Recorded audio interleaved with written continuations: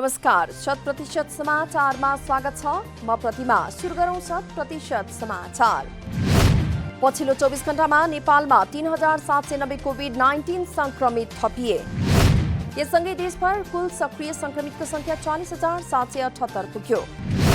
हालसम्म कुल संक्रमणमा परेका व्यक्तिहरूको संख्या 1,36,036 पुग्यो। देशभर संस्थागत आइसोलेसनमा रहेका संक्रमितको संख्या 13,851। पछिल्लो 24 घण्टामा काठमाडौँ उपत्यकामा 2388 जना संक्रमित थपिए। पछिल्लो 24 घण्टामा देशभर 2335 जना निको भए। यससँगै हालसम्म 94,501 जना संक्रमित निको भएर घर फर्किए। पछिल्लो 24 घण्टामा 18 जना व्यक्तिको कोभिड-19 संक्रमणबाट मृत्यु। यससँगै हालसम्म संक्रमणबाट मृत्यु हुनेको संख्या 757 पुग्यो। पछिल्लो 24 घण्टामा देशभरका प्रयोगशालाहरूमा 15,714 जनाको पीसीआर परीक्षण। नेपाली समाजमा मनाइने महान पर्व बडा दशैंको सोमबार तेस्रो दिन। देवी दुर्गा भवानीको तेस्रो रूप माता चन्द्र घण्टाको पूजाआजा गरी मनाइयो। यस वर्ष भने कोरोना भाइरसका कारण देवी मन्दिर र शक्तिपीठहरूमा गरिने दर्शन एवं पूजा अर्चना भने प्रभावी। नेपाल खाद्य व्यवस्था तथा व्यापार कम्पनी लिमिटेडद्वारा सोमबारबाट सहुलियत मूल्यमा खसी बोकाको बिक्री सुरु। कम्पनीको आइतबार बसेको बैठकले जिउँदो खसी बोकाको मूल्य प्रति किलो 560 रुपैयाँ।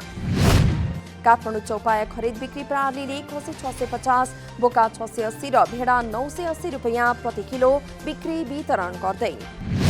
खाद्य व्यवस्था तथा व्यापार कम्पनीले सुरु गर्यो खसी बोकाको बिक्री। बिक्री सुरु गरेसँगै खरिद गर्नेहरूको भिड। थापाथली स्थित प्रादेशिक कार्यालय परिसरबाट दशैंका लागि खसी बोका बिक्री खुला।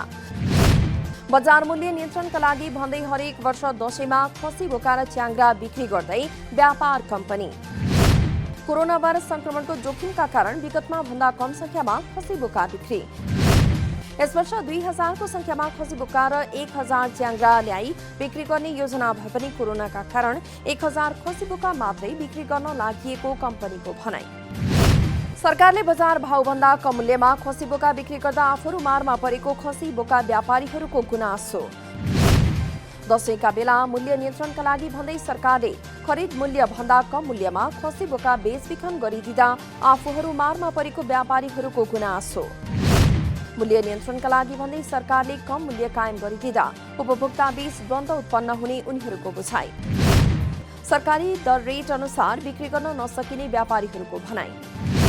खसी बोकाको मूल्यमा अत्याधिक फरक पार्न सक्ने भन्दै काठमाडौँ महानगरपालिकाको नियमित अनुगमन।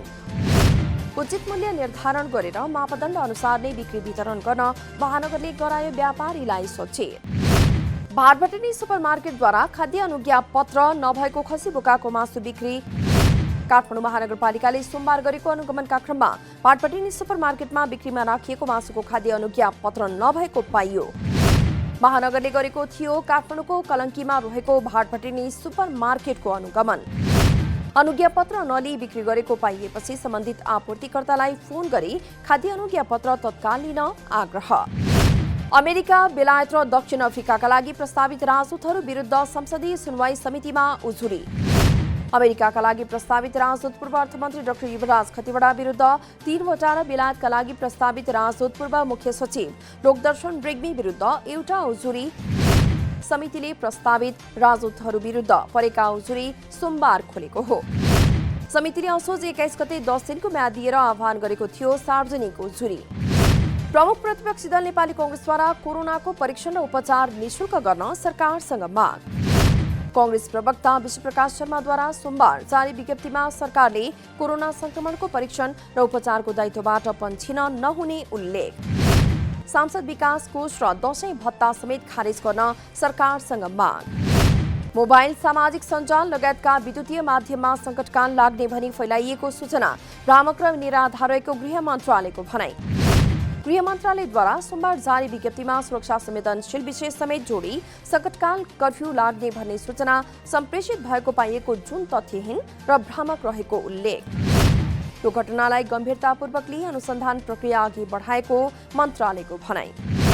लोकसेवा आयोगले कार्तिक 16 गतेदेखि लिने सम्पूर्ण लिखित परीक्षा स्थगित। आयोगले सोमबार एक सूचना जारी गर्दै लिखित परीक्षा स्थगित गरेको जानकारी। कोरोना महामारीका कारण परीक्षामा सहभागी हुने परीक्षार्थीहरूमा सृजना भएको भय र आयोगका कर्मचारीमा समेत संक्रमण पुष्टि भएका कारण अर्को सूचना जारी नभएसम्मका लागि परीक्षा स्थगित। निजामती सेवा सुरक्षा निकाय र संगठित संस्थातर्फका मिति 2077 साल कार्तिक 16 गतेदेखि सञ्चालन हुने सम्पूर्ण लिखित परीक्षा हाललाई स्थगित। सरकारले सबै स्थानीय तहमा निर्माण गर्न लागेको अस्पताल भवनको शिलान्यास आगामी मङ्सिर 15 गते एकैसाथ गर्ने। गुणस्तरीय आधारभूत स्वास्थ्य सेवामा सबै नागरिकको पहुँच सुनिश्चित गर्नका लागि सबै स्थानीय तहमा 5 देखि 15 शय्यासम्मको आधारभूत अस्पताल स्थापना गर्ने। नीति अनुरूप अर्थ मन्त्रालय र स्वास्थ्य तथा जनसङ्ख्या मन्त्रालय बीच एकैपटक भवन शिलान्यास गर्ने सहमति। अर्थमन्त्री विष्णु प्रसाद पौडेल र स्वास्थ्य तथा जनसङ्ख्या मन्त्री भानुभक्त ढकालको समुपस्थितिमा दुवै मन्त्रालयका पदाधिकारी बीच भएको बैठकमा यस्तो सहमति। सरकारले मुलुकभर एकैपटक 376 स्वास्थ्य केन्द्र र प्राथमिक स्वास्थ्य चौकी निर्माण गर्ने। एकीकृत योजना अन्तर्गत प्रादेशिक र संघीय अस्पतालहरू समेत रहने। मन्त्रालयले 1200 थान भेन्टिलेटर, 3500 थान हाई डिफिसेन्सी युनिट र 3000 थान आइसियुको प्रबन्ध गर्न बजेटको व्यवस्था गर्ने। कोभिड-19 रोकथाम तथा नियन्त्रणका लागि आवश्यक पर्ने आइसियु, एसटियु, भेन्टिलेटर लगायतका मेसिन उपकरण तत्काल खरिद गर्ने तयारी। ट्राफिक प्रहरी यातायात व्यवस्था विभागको सहकार्यमा उपत्यकाका विभिन्न 14 ठाउँमा यात्रु सहायता कक्ष सञ्चालन। चाडपर्व र कोरोना भाइरस संक्रमणको अवस्थालाई मध्यनजर गर्दै बल्खु, गङ्गबु, बस पार्क, फर्पिङ, गौशाला, कलङ्की, कोटेश्वर, माछा पोखरी, सुन्धारा, पुरानो बस पार्क, नागढुङ्गा र जकातीमा यात्रु सहायता कक्ष सुरु। सहायता कक्षमा बस्ने ट्राफिक प्रहरी र कर्मचारीलाई सेनिटाइजर, मास्क, फेस वाइजर र डिसइन्फेक्ट समेत वितरण। दशैंमा काठमाडौँ उपत्यका भित्रने र बाहिरिने यात्रुका लागि यात्रामा सहज वातावरण बनाउन र उनीहरूलाई परेका समस्या छिटो समाधान गर्न सहायता कक्ष स्थापना गरिएको ट्राफिक प्रहरीको भनाई। यात्रुले टिकट बुकिङ गर्न समस्या भएमा तोकेको मापदण्डभन्दा बढी भाडा लिएमा वा बस चढ्ने बेलामा समस्या भए सिधै सहायता कक्षमा सम्पर्क गर्न प्रहरीको अनुरोध। ट्राफिक प्रहरीको पैसा नलाग्ने टेलिफोन नम्बर 103 मा फोन गरेर पनि गुनासो टिपाउन सकिने। यात्रुले टिपाएका सबै गुनासो सुनेर सम्बन्धित व्यक्ति तथा कार्यालयलाई कारबाही गरिने महानगरीय ट्राफिक प्रहरी महाशाखाका प्रमुख भीमप्रसाद ढकालको भनाई। कोरोना भाइरस संक्रमणको जोखिम कम गर्न अपनाउनु पर्ने सुरक्षा सावधानीका उपाय जस्ता सूचनामूलक सन्देश पनि यस कक्षबाट दिइने महाशाखाको भनाई। नेपाल विज्ञान तथा प्रविधि प्रज्ञा प्रतिष्ठान नास्टले गर्यो कोरोना संक्रमणको स्थितिलाई मध्यनजर गर्दै रोबोट निर्माण। सोमबार एक कार्यक्रम गरी उक्त रोबोट नास्टले गर्यो सार्वजनिक। यान्त्रिका कोरोना कम्प्याक्ट नाम दिएको उक्त रोबोटले कार्यालयमा प्रस्ताव निस्कदा हात जोडेर अभिवादन गर्ने, मास्क लगाएको नलगाएको छुट्याउने र नलगाएकोलाई मास्क दिने, सेनिटाइजर दिने लगायतको काम गर्ने। यो रोबोट कुनै पनि कार्यालयका लागि अत्यन्तै उपयुक्त हुने पनि नास्टको भनाई। पछिल्लो समय बैतडीको पाटनलाई नयाँ शहर बनाउने योजना अलपत्र। घोषणा भएको 9 वर्ष बितिसक्दा समेत यो शहरमा विकास निर्माणले गति लिन सकेन। मध्य पहाडी लोकमार्गमा पनि पाटनलाई नयाँ शहरमा घोषणा गरेको 5 वर्षपछि कार्यान्वयनको चरणमा प्रवेश गरे पनि गति लिन सकेन। भारतको सिक्किम दार्जिलिङसँग जोडिएको 5 थरको सिमानामा 4-4 किलोमिटरको अन्तरमा भारतीय सुरक्षा पोस्ट। नेपालतर्फ भने हालसम्म गोठालाको भरमा सीमा पिलर संरक्षण। अहिले 5 थरको 2 स्थानमा बीओपी राखिएसँगै केही राहत। बीओपी स्थापनाले जीवधनसँगै वन्यजन्तु तथा जडीबुटी चोरी निकासी अन्त्य हुने अपेक्षा। भारतमा 30 वर्षसम्म रोजगारी गरेर स्वदेश फर्किएका कपिल वस्तुका खुमानन्द पौडेलले गरे गाई पालन।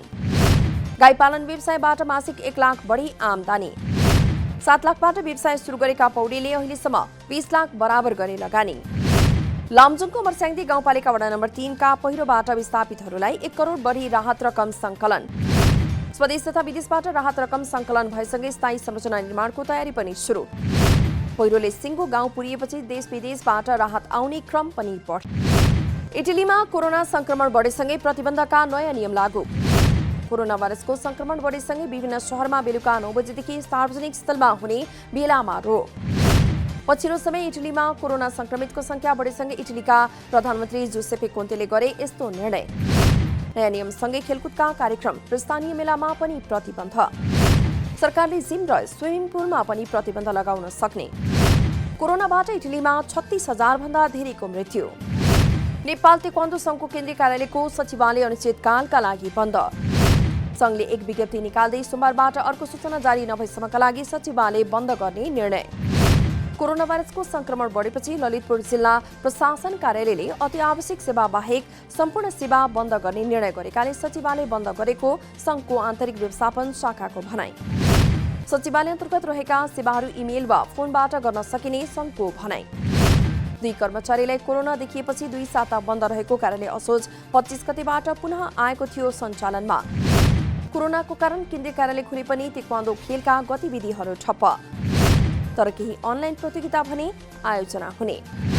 राष्ट्रिय खेलकुद परिषद राखेपका नवनियुक्त बोर्ड सदस्यहरूले लिनुभयो पद तथा गोपनीयताको शपथ।